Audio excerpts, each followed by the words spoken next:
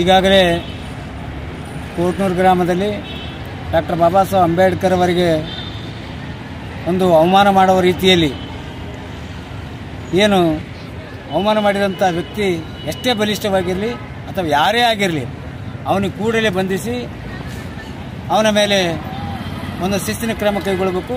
ಮತ್ತು ಇದೇ ರೀತಿ ಡಾಕ್ಟರ್ ಬಾಬಾ ಸಾಹೇಬ್ ಅಂಬೇಡ್ಕರ್ಗಾಗಲಿ ಅಥವಾ ಬಸವೇಶ್ವರಿಗಾಗಲಿ ಯಾವುದೇ ಒಬ್ಬ ದಲಿತ ನಾಯಕರಿಗಾಗಲಿ ಅಥವಾ ಬೇರೆ ಬೇರೆ ರಾಷ್ಟ್ರ ನಾಯಕರಿಗೆ ಅವಮಾನ ಆದಂಥ ಸ್ಥಿತಿ ಮಾಡಬಾರ್ದು.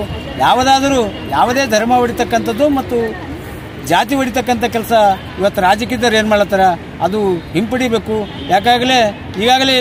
ಈಗಾಗಲೇ ಚಿತ್ತಾಪುರ ತಾಲೂಕಿನಲ್ಲಿ ಬರ್ತಕ್ಕಂಥ ಅಲ್ಕಟ್ಟ ಗ್ರಾಮದಲ್ಲಿ ಕೂಡ ಬಸವೇಶ್ವರ ಮೂರ್ತಿಗೆ ಒಂದು ಅವಮಾನ ಮಾಡುವ ರೀತಿಯಲ್ಲಿ ಮಾಡಿದಂಥ ತನಿಖೆಯಲ್ಲಿ ಏನಾಯಿತು ಅಂತಕ್ಕಂಥದ್ದು ಕೂಡ ಏನಂತ ಕರಿಬೇಕು ಅಂತಕ್ಕಂಥದ್ದು ಕೂಡ ಯಾವ ಶಬ್ದ ಯೂಸ್ ಕರಿಬೇಕಾಗ್ತದಂಥದ್ದು ಕೂಡ ಅರ್ಥ ಆಗ್ತಾ ಇಲ್ಲ.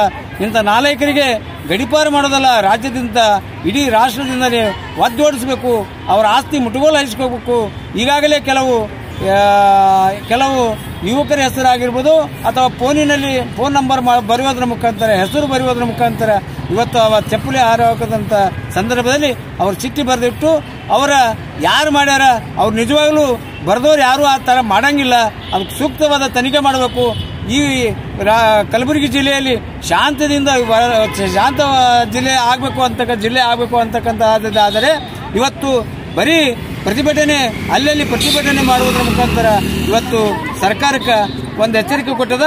ಮುಂದಿನ ದಿನಗಳಲ್ಲಿ ಇದೇ ಕಾರ್ಯಕ್ರಮ ನಾವು ಇಡೀ ಕಲಬುರಗಿ ಜಿಲ್ಲೆ ಬಂದ್ ಮಾಡ್ತಕ್ಕಂಥ ಕಾರ್ಯಕ್ರಮ ಆಗಿರ್ಬೋದು ಮತ್ತು ಎಲ್ಲ ರಾಜಕೀಯ ಮುಖಂಡರು ಇದಕ್ಕೆ ಹೆಚ್ಚಿನ ಒತ್ತು ಕೊಟ್ಟು ಯಾರೇ ಮಾಡ್ಯಾರ ಅವ್ರ ಮೇಲೆ ಶಿಕ್ಷಣ ಕ್ರಮ ಕೈಗೊಳ್ತಕ್ಕಂಥ ಕೆಲಸ ಮಾಡಬೇಕು. ಮತ್ತು ಜಾತಿ ಹೊಡೆಯೋದು ಮತ್ತು ಧರ್ಮ ಹೊಡೆಯೋದು ಕೆಲಸ ಯಾರು ಮಾಡ್ಲಾಕತ್ತಾರ ಇದು ಎಲ್ಲ ಕೂಡಿ ಯಾವುದೇ ಒಬ್ಬ ನಾಯಕರಿದ್ದೇನು ಬೇಕಾದ್ರೆ ರಾಜಕೀಯದವರು ನಮ್ಮ ಮೇಲೆ ಯಾವ ರೀತಿ ಹಲ್ಲೆ ಮಾಡಕತ್ತಾರೆ ಅಂತಕ್ಕಂಥದ್ದು ದಲಿತರ ಮೇಲೆ ದಲಿತರಿಗೆ ಆಗ್ತಕ್ಕಂಥ ಅನ್ಯಾಯ. ನಿನ್ನೆ ರಾಮನ ಜನ್ಮ ದಿನಾಚರಣೆ ಮಾಡುವುದರ ಮುಖಾಂತರ ಇವತ್ತು ಬಾಬಾ ಸಾಹೇಬ್ ಅಂಬೇಡ್ಕರ್ಗೆ ಆಗ್ತದೆ ಅಂತಕ್ಕಂಥದ್ದಾದರೆ ಇದು ನಾವು ಯಾರ ಮೇಲೆ ಅನುಮಾನ ಮಾಡಬೇಕು ಅಂತಕ್ಕಂಥ ಅರ್ಥ ಆಗ್ತಿಲ್ಲ.